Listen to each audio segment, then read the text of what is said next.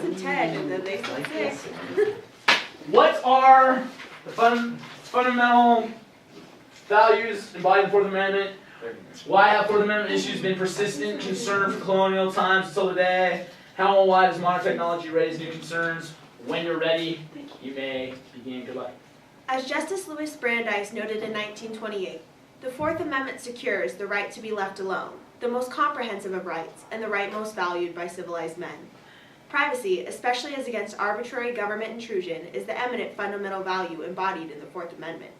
The Fourth Amendment recognizes and protects the reasonable expectation of privacy a person possesses through the Warrants Clause and the Reasonableness Clause, which in turn ensure that the government cannot build a case against someone with evidence obtained through intrusion into that privacy. Fourth Amendment issues have arisen consistently throughout American history because, as Lord Acton said, power corrupts, and absolute power tends to corrupt absolutely. As James Madison noted in Federalist 51, if men were angels, no government would be necessary. After the English Civil War, Parliament implemented Section 3 of the 1628 British Petition of Rights, which provided that no freeman may be taken or imprisoned or be disseized of his freeholds or liberties. This concept protects the idea that a man's home is his castle. In other words, that a man's personal space has certain protections and immunities that should be recognized. The idea of being protected against arbitrary government searches has been a concern since colonial times. Because of the violations of the Sugar Act under British rule, government officials could very easily search anything they wanted or seize anything they pleased through the use of general warrants. Although British common law prohibited their use, Parliament allowed general warrants to be used in the American colonies to collect taxes, search for smuggled goods, and to prosecute people who are believed to have violated British trade restrictions. This led to unrest throughout the colonies, and to the creation of the Warrant Clause, which requires a particular description of the places to be searched or people or things to be seized. By demanding strict specification, the warrants ensure that there must be probable cause. It also keeps officers from seizing objects not included in the warrant. Fourth Amendment issues have persisted throughout this nation's history. In 1917, the government passed the Espionage Act, which allowed the government to go through people's mail to ensure loyalty to the U.S. In the 1939 case, Nardone v. United States, Justice Felix Frankfurter elaborated on the concept of fruit of the poisonous tree, meaning that tainted evidence, or in other words, evidence obtained without a warrant, should not be used in court. This led to the creation of the exclusionary rule, first applied to the states in the 1961 case Mapp v. Ohio. This relates to legal scholar Sir William Blackstone's philosophy: it is better 10 guilty persons escape than 1 innocent suffer. All persons in this country have an interest in police officers doing their jobs correctly, even if it is at the expense of the common good. The technology of today creates challenges when trying to decipher what is private and what is public information, as well as making it incredibly easy to cross boundaries of personal privacy. This was recently seen with the NSA collecting the metadata of millions of Americans without their knowledge. In June of this year, Nevada's DNA testing law was put into effect. Known as Breonna's Law, named after murder victim and Reno High alumnus Breonna Dennison, the law requires enforcement officers to take a DNA swab test for all felony arrests. The bill raises the concern that the new technology used for the collection and retention of DNA could be a violation of due process and privacy to people who may not have committed a crime. Modern technology also has caused authorities to try new and creative ways to obtain a warrant, now working its way up through through the Vegas court system. A Las Vegas case, U.S. v. Foy et al., argues whether or not authorities can cut off utilities and pose as repairmen to unofficially search a home, later using the evidence to be able to acquire a search warrant. In the 2014 landmark case, Riley v. California, the court ruled that the warrantless search and seizure of digital contents of a cell phone during an arrest is unconstitutional.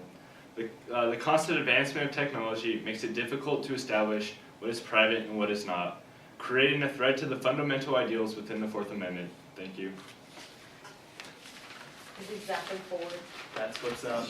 That is what's up. I mean, you might have redeemed yourself. But So- you should know. Go ahead. So is drug testing you as a student/athlete a violation of your Fourth Amendment right?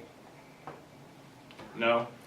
In the court case, the board district v. Earls ruled that anyone participating in an extracurricular activity after school is subject to, or could be subject to a drug test.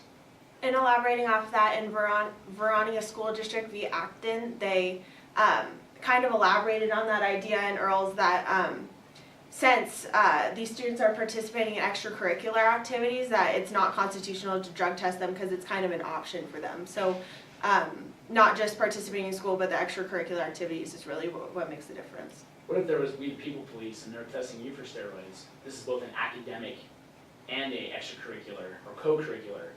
How would those two cases apply to this class? Well, the big deal in extracurricular activities and sports, which the court has said, is the safety of the students. And when a student participates in drugs or alcohol use, that affects them on the field or the sport that they're playing, which could harm other students. In this case, in We the People, although it's not good, there's not necessarily a harm that could be done to other students.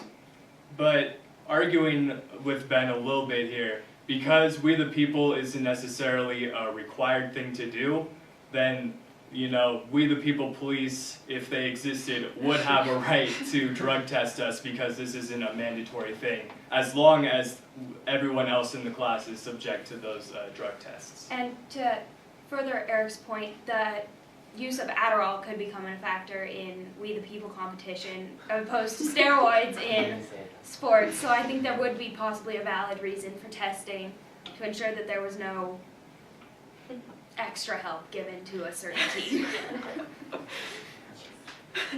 What is the value in how would you define probable cause, excuse me?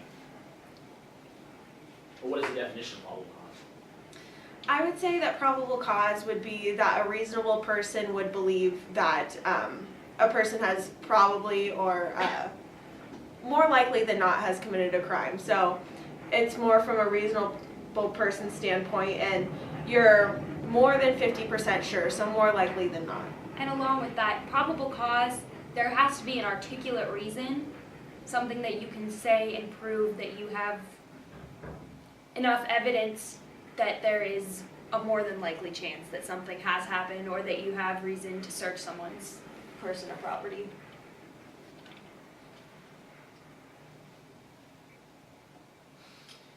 So should immigrants, legal or illegal, have Fourth Amendment protection? As stated in the Fourth Amendment, this rule applies to all persons, not just citizens. So yes, I feel like it should be. Due process is really a protection not just for citizens, but against all people. Whether they're a citizen or not, it's against arbitrary government. And we see in Bundy v. Bush, it allows for habeas corpus to be applied to enemy combatants. So although they're not citizens, the whole idea is to protect against arbitrary intrusion from the government. So I think that it definitely needs to apply to everyone, not just citizens. Our government believes that the Fourth Amendment is a fundamental right, and therefore we believe that it should be extended to all people, not just citizens of the United States. So it doesn't matter whether you are an immigrant, whether you're here legally or illegally, or you're somewhere in France, we believe that you deserve to have those rights. What's the difference between a search and a seizure? Or is there a difference? A search is looking for a specific object or thing, and seizure is actually taking possession of it or removing it from where it was before. I'd say you can't seize something unless you've searched for it because you wouldn't have found it. But I guess that's reasonable. I think an example of this would be Terry v. Ohio, which allows officers to search a suspect if they have reasonable suspicion, and then they are allowed to seize weapons, which is the taking of weapons, and Minnesota v. Dickerson expanded upon that to also contraband. So it's like searching for an object and the actual taking of an object is the search and seizure. In that case, can contraband be held against them? Yes. Why? a Terry stop was ruled as constitutional, so. Right, for the safety of the officer, right, but what about the contraband? Well, in Minnesota v. Dickerson, if they don't know the difference, if it's like a bag of weed or a gun potentially in a pocket, they can't distinguish between that. So during the pat down, they feel something, they confiscate it, and depending on what it is, it's allowed to be taken because it has that potential to be a weapon. And when conducting a Terry stop, you can't be searching for contraband or drugs. You need to be searching for a weapon for the safety of the officer. And if, when trying to find a weapon, you find those drugs, you can confiscate them. So how does this idea of not searching for contraband then conflict with the New York stop and frisk policy?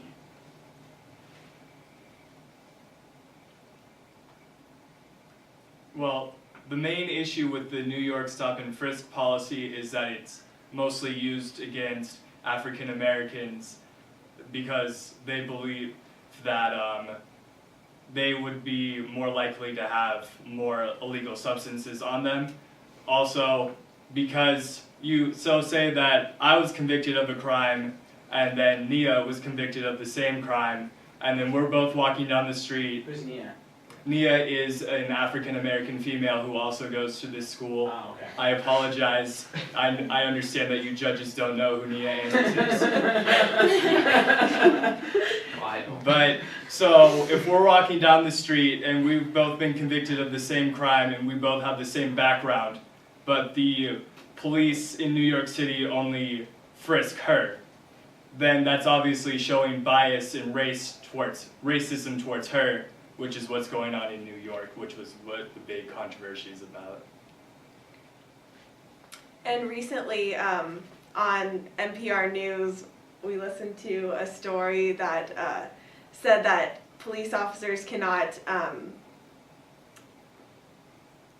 serve on a basis of racial profiling, or either if it's racial, or if it's against your gender or your sexual orientation. They have to have actual probable cause or like an articulate reason why, other than Is that on their state level? yes, Federal. national level. Federal level. Can I go? Yes, you can. Why can the Transportation Security Administration stop you at the airport or port and ask to search your belongings and you before you enter that vessel? When you're choosing to fly, flying is it's a privilege, not a right per se. And so in order to protect the safety of everybody on that plane, it's been deemed necessary to search because of like recent threats to safety and multiple injuries, deaths, etc. So you kind of give up some of your rights in order to fly. Along with that, the TSA doesn't really target one specific person. Everybody has to go through those checkpoints. So as long as they're not targeting one specific person, it is constitutional. And with the agricultural stops in California, California sets those up because they're afraid of invasive species. So when you choose to travel to California, you give up those rights in order for invasive species to not take over the crops in California.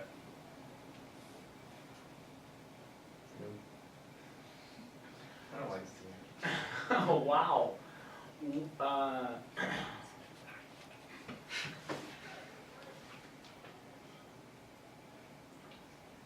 What are some of the restrictions? What are some of the restrictions against general warrants? Restrictions against general warrants? Placed in the Fourth Amendment. Well, the restrictions are really in the warrant clause, which require an officer of the law who wants a warrant to go to a judge to get permission or get a warrant. This restricts general warrants because it ensures that there must be probable cause by going to a judge whose job is really deciding if all day they decide if something's within the law or not, so they are able to distinguish if this officer does have probable cause or not. And can- also, Go ahead. Also, there's restrictions for warrants. It's not a general warrant. It has to be specifically stated what places are going to be searched and what items may be seized. So I think this is more protection against like just randomly searching for nothing. Yeah, and continuing with those ideas, the Fourth Amendment states that there has to be a reason for giving out the warrant.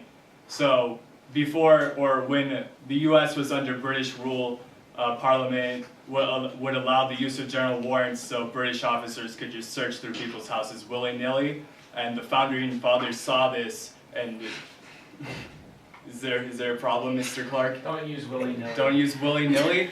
Founder and fathers. So the founding fathers